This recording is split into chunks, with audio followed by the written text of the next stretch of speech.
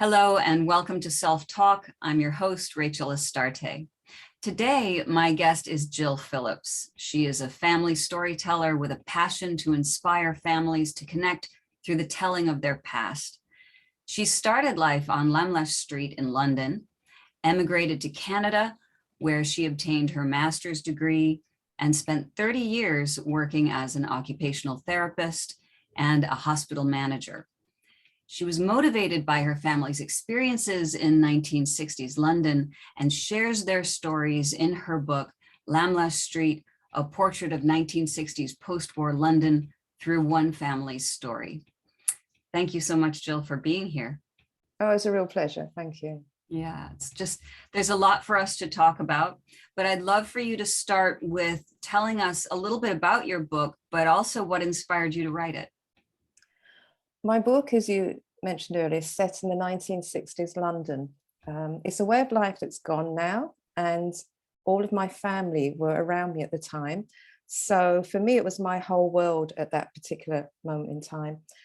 And one of the reasons I wrote the book is not only did I want to keep the family stories, because as you probably know, when you go to weddings and family members get together, the older generation tend to talk about the old times.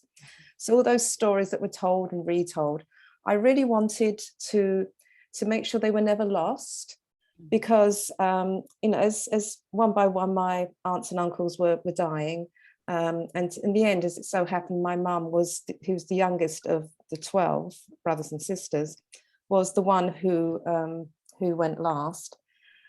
And so I wanted to get all of those stories down while I was still people I could talk to about those days.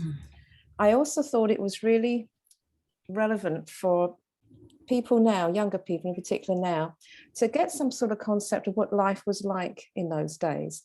I know my daughter's 31, and I know there's a sense of things are really complex these days and it's a really hard time. Well, they were hard in those days as well, but in a different way. They were harder because we didn't have all these labor-saving devices, for example. So laundry would take the whole day. Shopping was a daily occurrence because nobody had freezers. So those sorts of things. Now we just know for laundry, just pop a pod and press the button and then the laundry does itself. Right. Well, that's not the way it was. So although those are more basic challenges, they still did very much play into your everyday life. Somebody had to spend the whole day doing the laundry. Somebody had to go and make sure there was food for the next meal. So I wanted people to get that perspective on life as well. I didn't want that way of life to be lost. There were some really good things about the way of life, and my whole family lived within 10 minutes of walking of where I lived. And so I was surrounded by aunts and uncles and cousins, and if your parents are having a bad day, you just go and talk to a cousin or an aunt and they'd sympathize with you, and they'd just go and talk to your parents and sort things out. So in a sense, it was like being raised by the family village in a sense. So I wanted that feeling and that way of life to be captured. And I did that by writing down partly my recollections, but talking to my mum as well, and my cousins and people that were around at that time.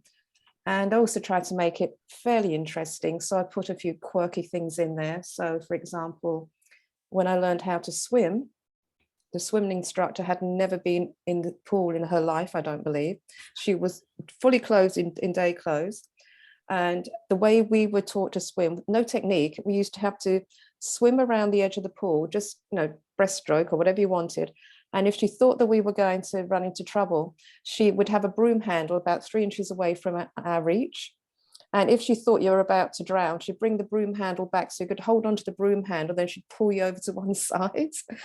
And if she thought you're doing okay, she'd move it further away. So the only way I learned to swim was really, the will to live, really. So I wouldn't drown on the way around. Sink or swim. Exactly, sink or swim, exactly, yeah. So those sorts of feelings and stories I wanted to have captured somehow. But I didn't, in all fairness, start out to say I'm going to be an author. I just started writing them down, and that's where I began.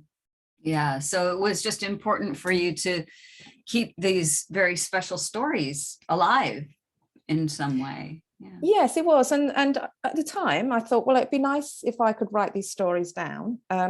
there wasn't massive amount of support from the family. There was nobody in the family saying, oh, that's an excellent idea. It was just like, oh, that's what you're doing, is it? I was like, yes. And then I thought, well, if I can just get this down on paper, and then if I have one copy, and then maybe a grandchild or somebody of the family would be interested in reading the one copy. And that was the goal in my head at the time. And now it's on Amazon. So it's, and I have websites and things. I didn't really plan this. I didn't expect a lot of it, but I'm so thrilled that I managed to get the stories down and that they're out there and other people can hear about them. Yeah, that's beautiful. And there's a commonality too. You know, when we talk about families and connection, each family has its own, you know, ethos and all of that, but we can also really identify with other people's experiences too. So even though it's about your family, someone reading this might find some recognition in their own experiences as well. And in that way, it can be very connective, I would think. It is. Yes, I got a lot of comments about like people maybe in the US saying, oh, I was born in London and I read your story and I remembered those old days, and it really helped me to sort of reconnect with my past. So I got a lot of comments like that. One of the most amazing things was, though, one day I was just looking at my phone and this message popped up from Messenger, and this person said, I think I was your neighbor at Lamlash Street from 50 years ago. It's like, what? So we messaged backwards and forwards for like frantic hour. I think, my goodness, this is amazing. Apparently this person was, I think it was about 1 or 2 years old at the time. They weren't, because I was 10 and they were like, what? So I didn't really know them, but they lived right next door. So we lived at 11B. They literally lived right next door. And I said, oh, so how did you come across this information about Lamlash? He said, well, my father passed on. I was looking through the photographs and the papers, clearing up the house, that sort of thing.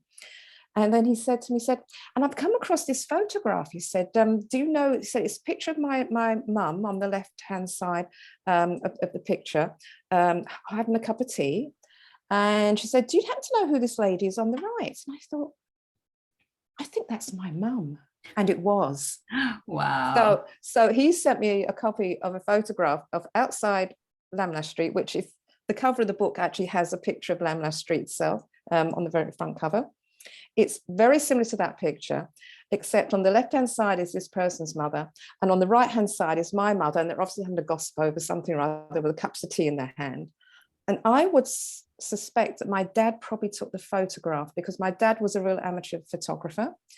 And back in the day, when you had to have film and develop photographs were very, very expensive. There's no way that you take a snapshot like that. So I would imagine that my dad took the photo and then he developed it himself. And so that came out of writing the family story, and it was amazing, absolutely amazing. So yes, it does connect you with people. Yeah, that's amazing. And there's something bigger to your story as well, just your personal story of coming to write this. And did you face any obstacles along the way to publishing this, just internally, like any feeling of, oh, this isn't worth it, or maybe I'm not going to, it's not going to succeed. I'm publishing my first book over the age of 50, Can you give any inspiration to people who might be looking to do something similar? Well, I thought all of those things and about 100 more as well.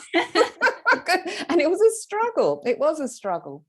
So it's all I can say to your listeners and viewers is, don't say to yourself, I'm going to write a book. Just say, I'm going to write my stories down.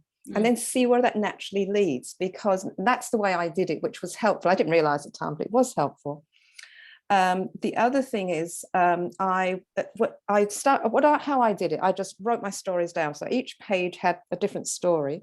Then I go to mum or aunt or whoever and say, do you remember when they used to have the daffodil growing competition at school? Or do you remember my first boyfriend, Anthony?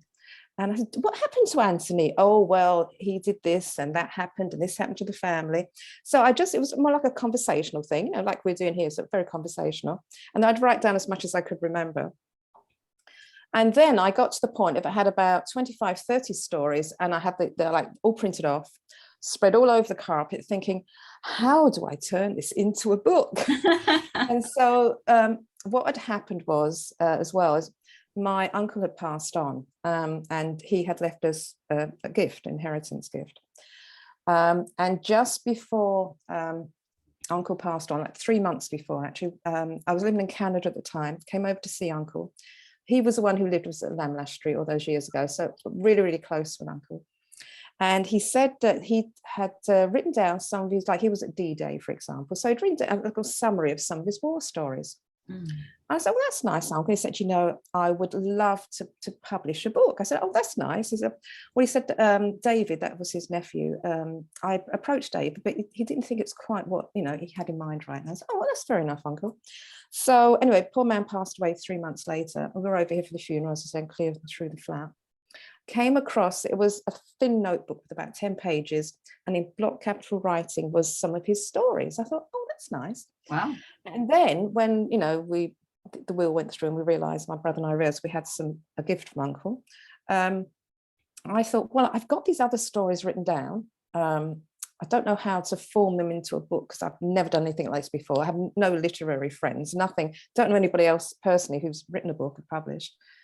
So I thought, what, maybe I'll take a little bit of that money and I'll get a book writing coach.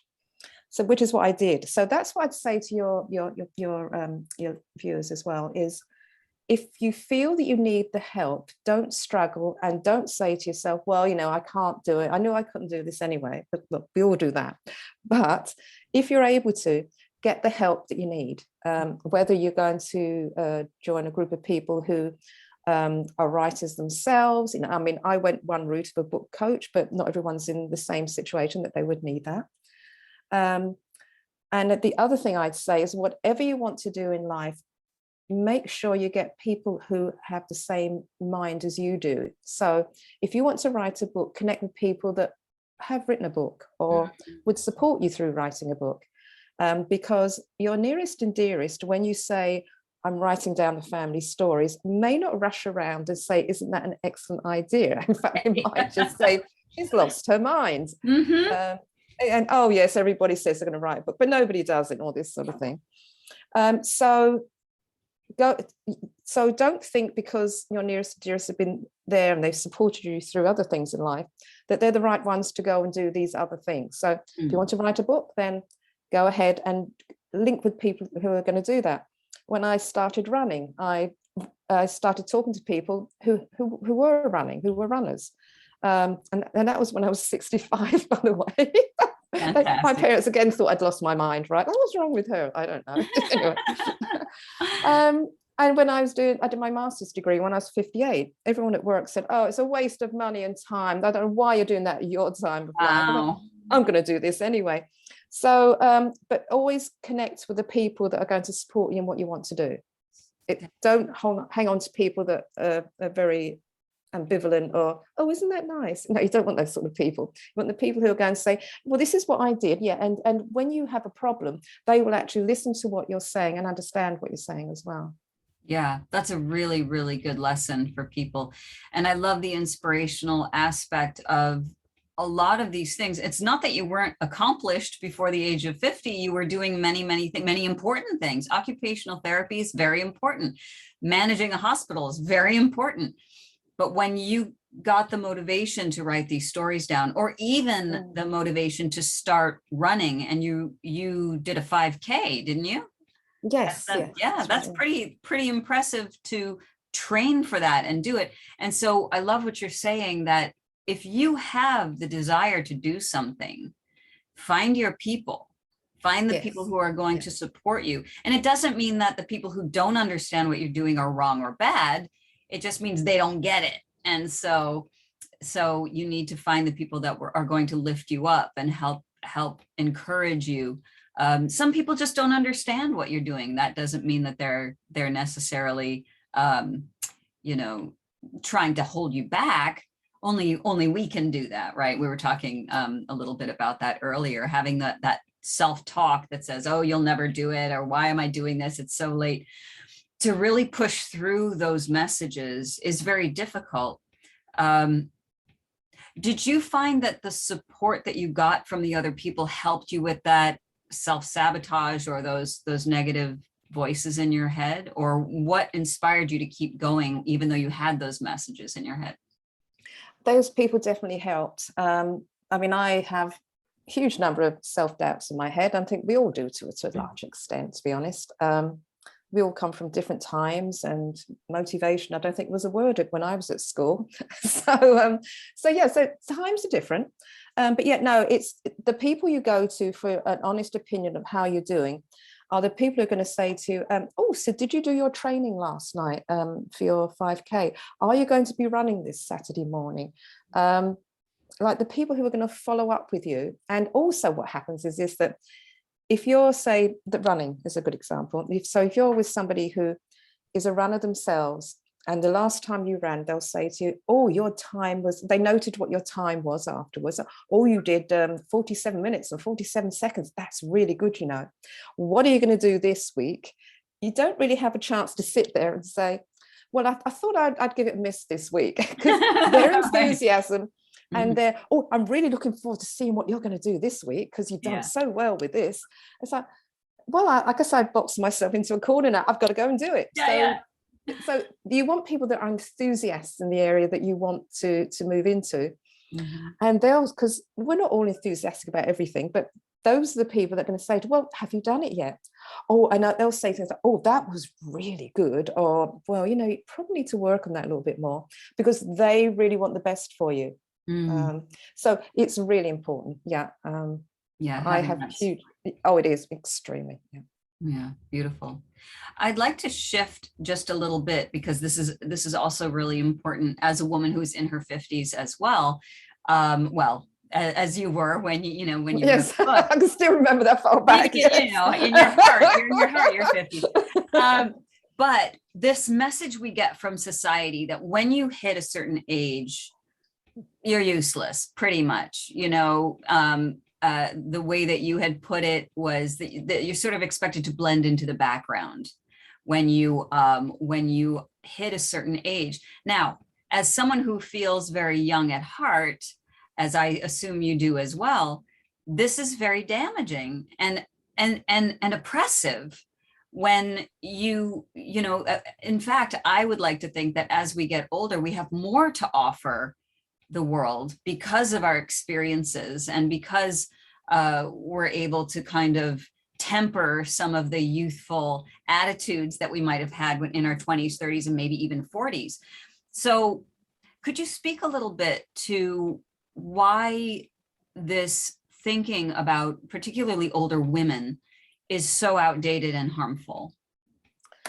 I hate ageism. It drives me cracked, absolutely cracked. And you're absolutely right. It's out there everywhere.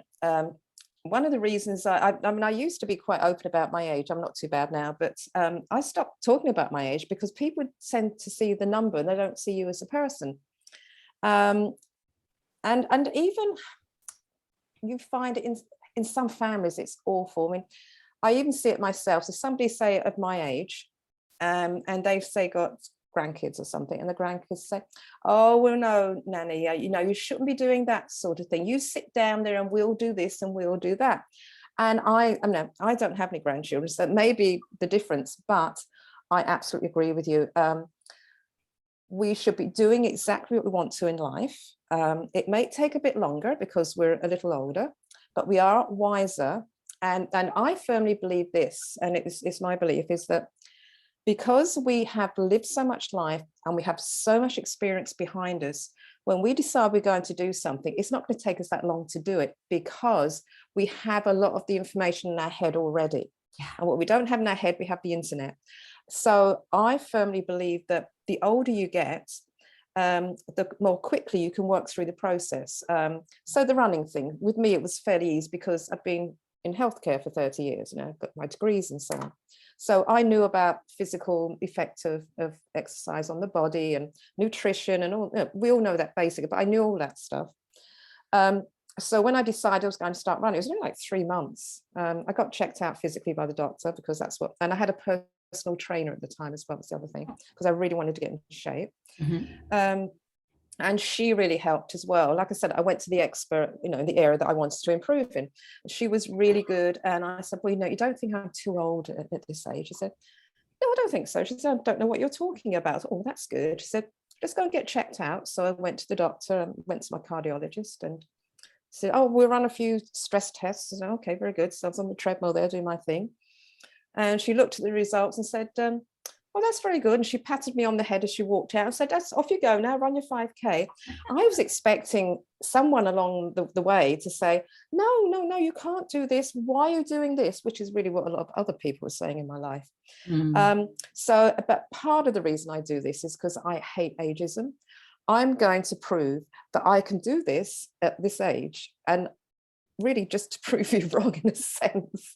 So, but it is, and people of your own age can be very negative. It's not just people of different age groups.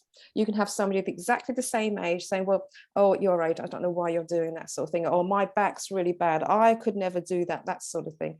So, yeah, it's everywhere. It's everywhere, and it drives me cracked. So one of my missions in life is to try and change people's attitudes around that. Yeah, I love that. And I think that's what's needed. And I think that the more women, and I'm focusing on women because I don't think men have it the same way that women do, older women do, that it's so important just to do. You can be an advocate, and here we are talking about it, which is great. And our listeners are going to hear it, and that's great. And hopefully share that message, but just get what you're doing is so important. The fact that you're out there doing it proves the ability of older women and what they can do. It's one thing to stand and talk about it, but to actually walk the talk or run the talk. That's right. In your case.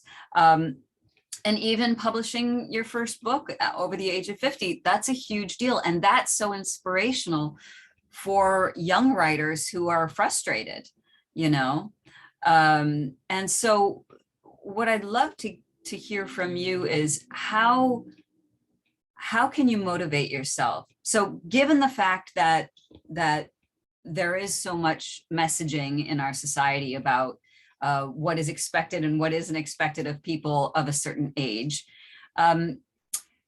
how can you get motivated to shift into that second phase of your life with a lot of energy and a lot of power behind it?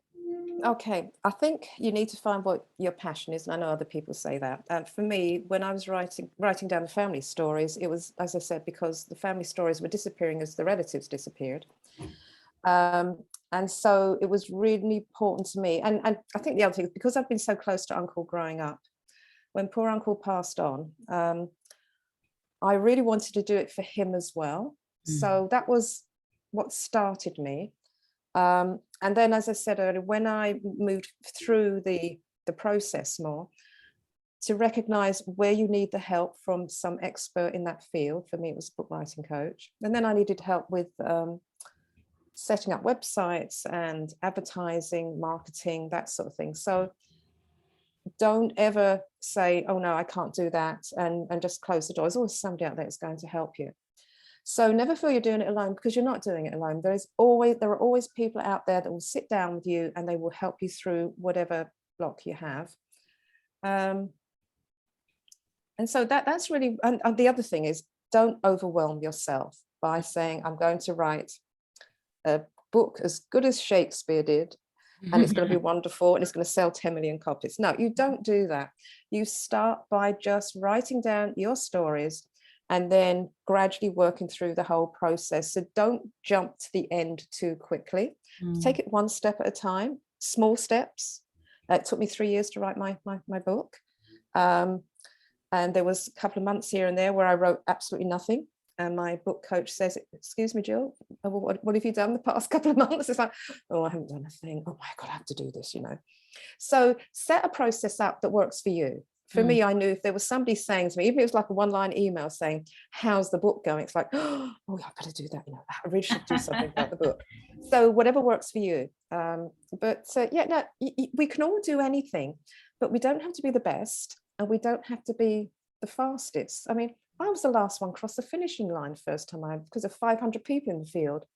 As I went through the finish line, they were taking down all the barriers behind me, so but I have a nice story to tell about running. But you did it. I did it, yes. And the other thing that happens is, so those naysayers in your life, and we all have them, once you've done a few things like, oh, Jill's published a book, Jill's run a 5K, the next thing Jill does, there's less questions about why you're doing it, and they're sitting back and thinking, oh, she did this and she did that. Like, and somebody the other day, a family member said, so what are you doing with your time? I said, well, I'm doing the podcast, I talk about book and motivation and doing positive things in life. Oh, you're still doing that, are you? So, you just have to keep going on your own, like I say, and find your own tribe that they're going to help you through the whole thing. Yeah, that's so important. So it's both internal motivation and external assistance. That's really important. Don't be afraid to ask for help, I think is what I'm hearing from you. That's right. And I think that, whether you're trying to lose weight or whether you're trying to save money, yes, there's a certain amount of internal process that has to take place. You have to want to do it, and you want to have to spend the time doing it. You want to have your day organized so you can work through whatever it is you need to do. But you also need that external force as well. You need people saying, how's it going? Oh, that was lovely. Giving you feedback, giving you encouragement. You need both things. Yeah, beautiful. So Jill, how can people find you? How can we get your book? Where can people connect with you on the great internet? That's right, exactly. It's all on the great internet now. So yes, so I'm on Amazon.com. I'm also on .co.uk and .ca. And Lamlash Street. If you go onto Amazon and you type in Lamlash Street, LAMLASH Street, it pops up. There's an unusual name. It's actually named after a small village in Scotland, so that's where it comes from. Okay, beautiful. So that, and I also have a website which is JM Phillips. So that's all one word: JMPHILLIPS. .com. Okay. And what else do I have? So and then I have a Facebook author page, but if you go to my sorry, it should be author in there. I know there's something missing. Yeah, JM Phillips author.com. Yeah, I apologize for that. And then there's a link there to my Facebook author page where I have some blogs. And if you go onto my website, there are actually a lot of family photographs on there. I made a decision not to put them into the book, but to put them onto the website, so that you can see pictures of my auntie and my uncle and all the characters, the people in the book. And there's a picture of my brother when he was younger and myself, and and my nan. So a lot of people I refer to in the book, there's old family photographs on there, and a few words to the side so you get a sense of who they are. Yeah, the website, which I visited, is very much like, it walks you through. It's almost like a behind the scenes of the book. And it's really quite nice, and just a lovely place to hang out for a while. So the old photographs, the old memories, and it was if you're going to write a book, if you're going to write your stories down and you're going to write a book, you have to get an author page, and then you suddenly have more value and more sense of value about your own family. Beautiful. It's been a great journey. I just want to say thank you. Thank you so much for being here and sharing your story. Oh, you're more than welcome. It's been a pleasure. Thank you. Hi, this is Rachel, the host of Self-Talk with Rachel Astarte, also known as the best podcast you've never heard. Well, let's see if we can change that. If you would take a moment, please, to hit the subscribe button and maybe even that little bell next to it that lets you know when we release a new episode, which is every other week. Thank you so much.